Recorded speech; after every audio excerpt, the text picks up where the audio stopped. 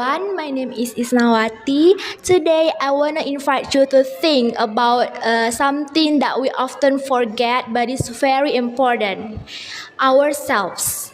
Have you ever stopped for a moment and asked yourself who I am? I have, and frankly, it's not an easy question to answer.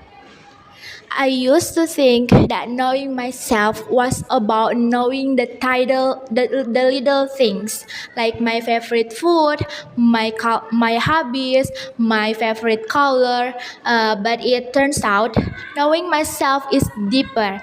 It's about understanding why I feel anxious in a crowd, why I often feel inadequate even though others say I'm doing my best.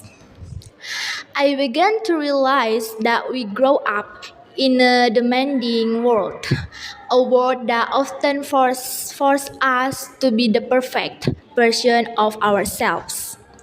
We are expected to be strong, cheerful, productive, but no one teaches us how to make peace with fear or how to save ourselves with we fail.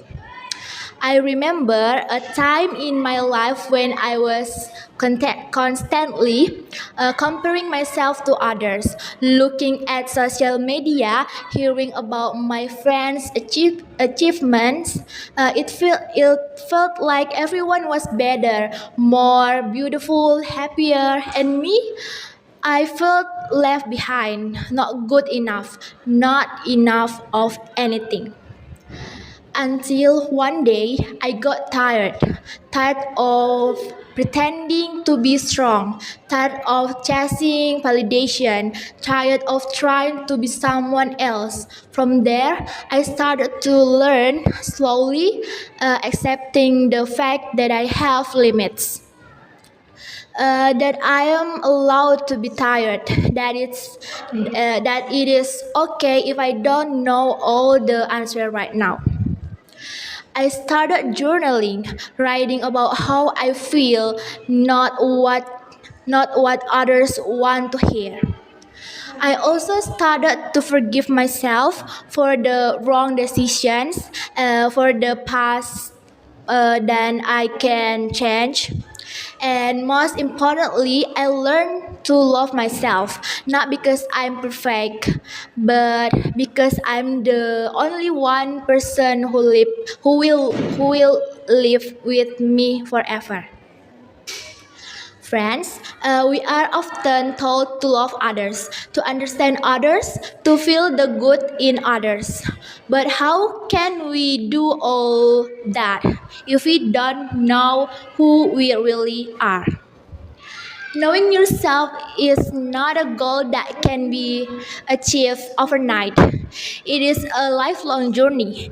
There will be ups and downs. There will be days where you feel good, and there will be days where you feel broken.